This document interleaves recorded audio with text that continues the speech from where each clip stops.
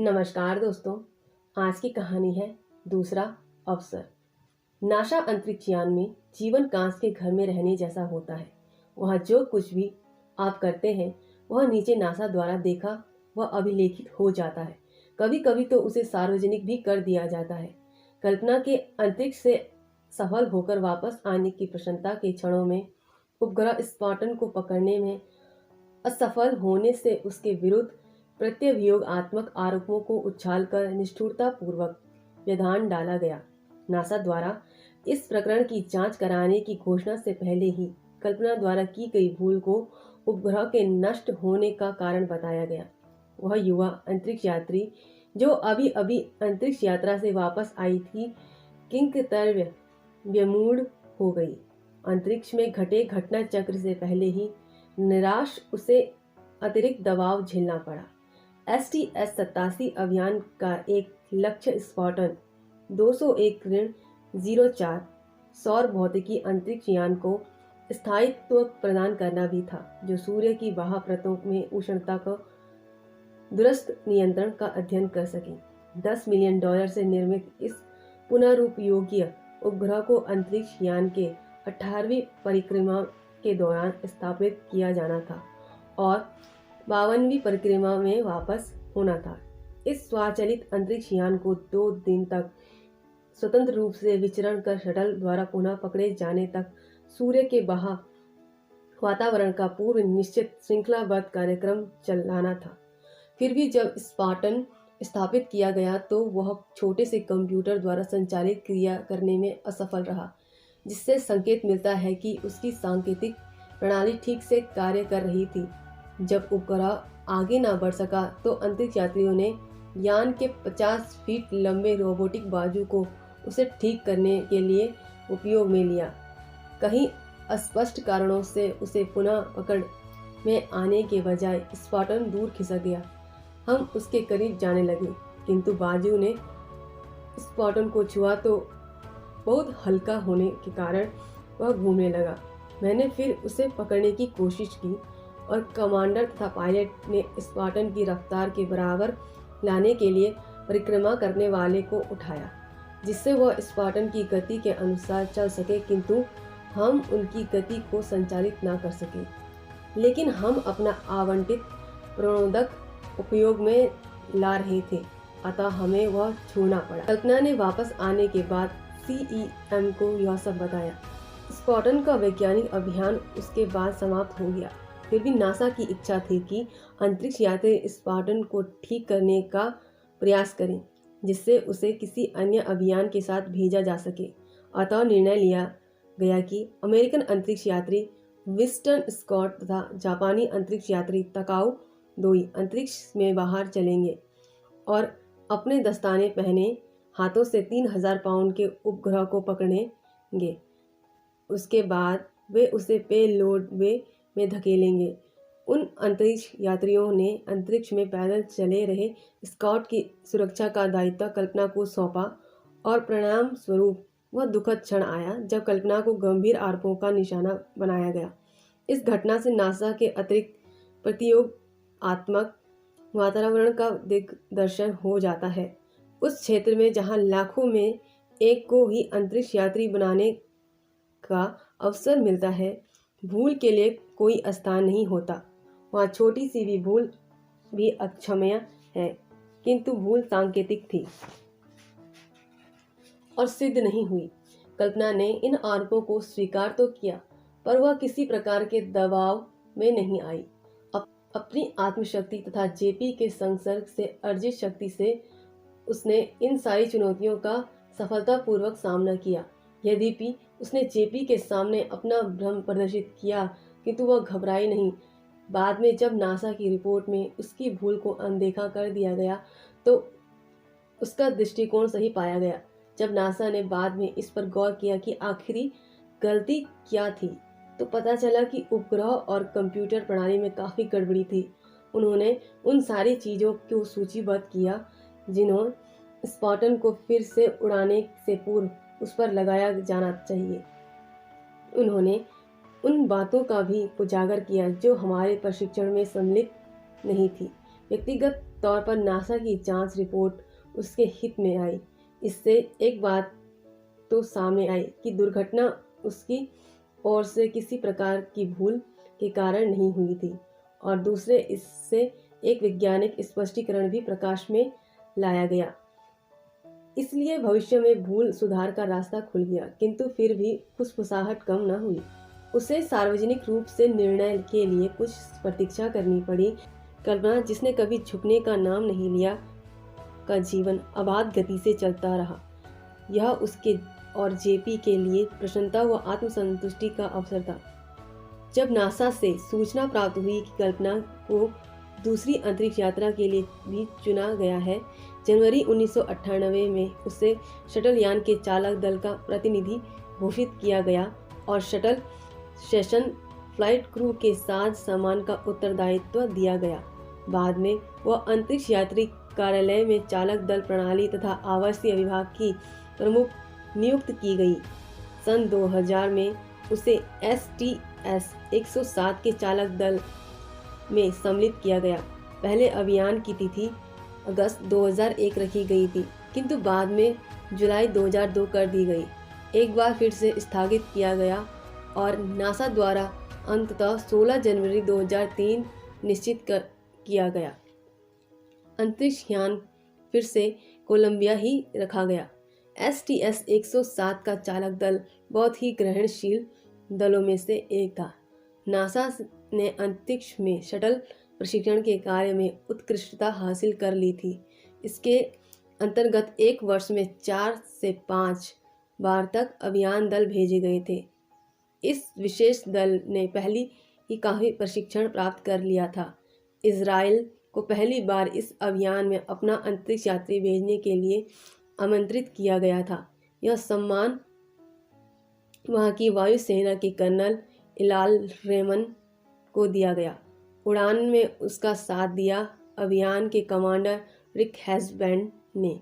यान चालक William McCool, अभियान विशेषज्ञ लारेल बी क्लर्क, पेलोड विशेषज्ञ कमांडर माइकल पी एडरसन, अभियान विशेषज्ञ डेविड ब्राउन तथा कल्पना चावला।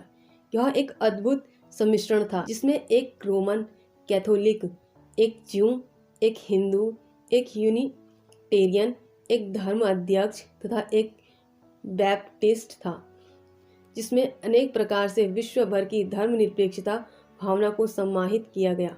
कल्पना का समस्त परिवार केवल उसके भाई संजय को छोड़कर अंतरिक्ष यान के प्रक्षेपण के समय उसको विदाई देने के लिए भारत से फ्लोरिडा पहुंच चुका था। अनजाने में ही वे वहां उपस्थित हो गए थे। मानो उन्हें इस बात का आभास हो गया था कि कल्पना इस अभियान से जीवित वापस नहीं लौटेगी। उसी तरह कल्पना एवं जेपी के मित्रों ने कल्पना अभियान प्रक्षेपण के अवसर पर हमेशा अपने अधिक से अधिक मित्रों को उपस्थित रहने के लिए आमंत्रित करती थी। फ्लोरिडा जाने का निर्णय कर लिया था।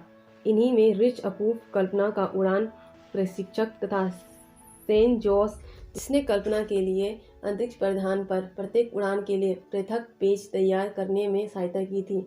अन्यों की भांति उन्होंने भी प्रक्षेपण स्थल के चारों ओर सुरक्षा का सामान्य से अधिक प्रबंधन देखा, क्योंकि अंतरिक्ष यात्री के रूप में रेमन को चुने जाने से आतंकवादियों द्वारा हमले की आशंका बढ़ गई थी और अधिकारीगण इस मामले में कोई चूक नहीं होना देना चाहते थे। मुख्य सुरक्षा स्थलों के बाहर सब कुछ सामान्य था और प्रक्षेपण से पूर्व जो गहमा गहमी होती है वह वैसे ही हो रही थी। प्रक्षेपण का समय हो गया था। इसने इस अनुपम दृश्य को देखा। अपूफ ने अपनी वेब डायरी में 16 जनवरी को लिखा, 7 मिलियन पाउंड का जोरदार धमाका, जिसने लगभग 1.25 मिलियन पाउंड के अंतरिक्ष यान को उसके 4 मिलियन पाउंड से अधिक के इंजन सहित पृथ्वी से दूर नीले आकाश में ऊपर उठा दिया। इस क्रिया में केवल 8 मिनट का समय लगता है, जिसमें पृथ्वी के अंतिम छोर तक, वहां जीवन व मृत्यु के बीच अंतरिक्ष के इंजीनियरिंग व तकनीशियनों का परिश्रम सन 1970 के दशक में निरंतर चला आ रहा है। अंतरिक्ष में पहुंचकर कल्पना अपनी दैनिक चर्या पर लौट आई। STS 107 अभियान वैज्ञानिक खोज पर केंद्रित है, जिन्होंने 16 दिनों के माइक्रोग्रेविटी के अनुसंधान किए जाने हैं। प्रतिदिन 16 घंटे से अधिक कार्य करने पर अंतरिक्ष यात्री पृथ्वी संबंधी वैज्ञानिक अंतरिक्ष विज्ञान तथा जीव विज्ञान पर प्रयोग करते रहेंगे। इसके अतिरिक्त इस अभियान द्वारा शिक्षा संबंधी कुछ प्रयोग छात्रों के लिए भी थे जो अंतरिक्ष संस्थानों से संबद्ध थे। अभियान विशेषज्ञ होने के नाते इन शोध क्रियाओं को करने में कल्पना को ही मुख्य भूमिका निभानी थी। इसका मुख्य उद्देश्य इस नक्षत्र पर होने वाली भौतिक क्रिया का अध्ययन करना था, जिससे बदलते मौसम एवं जलवायु का ज्ञान सुलभ हो सके। महत्व इस बात का है कि अंतरिक्ष यान में किए जाने वाले प्रयोगों को विभिन्न देशों के वैज्ञानिक द्वारा किए जा रहे प्रयोगों से समन्वय के साथ पूरा किया जा रहा है या नहीं। इन प्रयोगों में सामूहिक प्रयास सन्निहित है जो नासा से भी आगे तक जाते हैं। आश्चर्य नहीं कि इन प्रयोगों के कार्यक्रम को अंतिम रूप देने से पूर्व वैज्ञानिकों के बीच अनेक स्तर पर चर्चा, विचार विमर्श और कुछ मामलों में तो अंतरिक्ष यात्रियों को संबंधित देशों की यात्रा करने की आवश्यकता को स्वीकार किया गया। जनवरी 2003 में उड़ान से पूर्व नासा के साथ एक साक्षात्कार में कल्पना ने बताया कि किस प्रकार अभियान के उद्देश्य एवं उसके लिए तैयारी की प्रक्रिया ने उसे प्रेरित किया था। वह बहुत ही संतोषजनक एवं विनम्रतापूर्ण है। विश्वास नहीं होता यह देखकर कि किस प्रकार ये सभी देश एक अनुसंधान कार्य में भाग ले रहे हैं। वास्तव में उन सबका एक ध्येय है कि इस प्रक्रिया को ठीक से समझ लें और तब उससे प्राप्त लाभ का उपयोग किया जाए। वैज्ञानिक समुदाय में वस्तुतः जो रुचिकर है वह यह कि जब तुम कहीं जाओगे तो वहाँ के लोगों में आपसी मनमुटाव देखोगे, किंतु इस कक्ष में विभिन्न देशों के 6 वैज्ञानिक एक साथ हैं और ये सभी मिलकर दिमाग को पूरी तरह झकझोरने का काम कर रहे हैं। उनके साथ बैठकर बातें कर, उनके भय और शंकाओं को समझ कर कि वे कह रहे हैं वह सही है और बहुत लाभकारी है। वहाँ पर जाना और सहभागी होना ही कम संतोषजनक नहीं है। एक वैज्ञानिक के उत्तरदायित्व के होने के साथ कल्पना उस अभियान की फ्लाइट इंजीनियरिंग भी थी। कमांडर एवं पायलट के साथ चलने वाले चालक दल की सदस्य, जिसकी जिम्मेदारी शटल यान की कार्यप्रणाली को देखते रहना और उसके कार्य में आने वाली अड़चनों को दूर करना भी था। कल्पना अपनी यात्रा में साज सामान के अलावा अपने साथ बहुत ही स्मृति चिन्ह एवं 20 सीडी ले गई थी, जो दीप पॉपल, नुसरत फतेह अली खान, हरिप्रसाद चौरसिया, रविशंकर मिदोरी, थेलोनियस मोंक, स्टीव वे और ब्लैक मॉर्स नाइट आदि की थी। कल्पना की योजना अनुसार इन सीडी को सभी संबंधित कलाकारों को अभियान के प्रमाण पत्र के साथ ही प्रेषित करना था। एक मर्मस्पर्शी सद्भावना का प्रदर्शन जो कभी पूरा ना हो सका। कुछ संगीत, दी पर्पल का स्पेस ट्रिकिन, रविशंकर की प्रभाती ट्रेन का ड्राफ्ट्स ऑफ जुपिटर तथा अबीदा परवीन को सुबह बजाया जाता था। जेपी ने विशेषतः कल्पना के लिए स्पेस ट्रकिंग चुना था। वस्तुतः वह बैंड सदस्यों से व्यक्तिगत रूप से परिचित था जिन्होंने इस अभियान के लिए गीत के मौलिक स्वरूप को स्वरबद्ध किया था। अतः जब तीसरे दिन कल्पना ने जागने वाले उस संगीत को सुना तो उसने निश्चय कर लिया कि वह अपने पति से संपर्क कर गुड मॉर्निंग कहेगी। लिंडा से ह्यूस्टन स्थित नासा में उसने कहा था, जेपी को धन्यवाद, हम सब जाग गए हैं और शीघ्र ही स्पेस ट्रिकिन बजाएंगे। यह बहुत ही रोचक बात है कि जगाने वाली पुकार के बाद नासा अंतरिक्ष केंद्र में भेजे गए अपने प्रत्येक संदेश में वह अपने सभी परियोजनाओं को गुड बाय कहती थी। 7वें दिन जब रविशंकर की प्रभाती बजी तो कल्पना ने अंतरिक्ष में पृथ्वी का स्वरूप देखा। गुड मॉर्निंग लिंडा और तुम्हें बहुत धन्यवाद। यह संगीत मेरे लिए कितना प्रिय है और मेरा विचार है कि इसका शीर्षक होगा कि पूर्व की पश्चिम को भेंट, और यह इस प्रसंग के लिए उपयुक्त होगा जब हम पूरी दुनिया की सैर कर रहे हैं। इसे देखते हुए लगता है कि यह सब एक है, समान है। जब 11वें दिन ड्राफ्ट्स ऑफ जुपिटर बजाया गया तो कल्पना ने एक महिला मित्र से संपर्क किया था। हालांकि अब यह पता लगाना कठिन है, किंतु अनुमान लगाया जाता है कि उसने अपने बचपन की सहेली डेजी से कहा होगा, गुड मॉर्निंग केन तथा गुड मॉर्निंग ह्यूस्टन।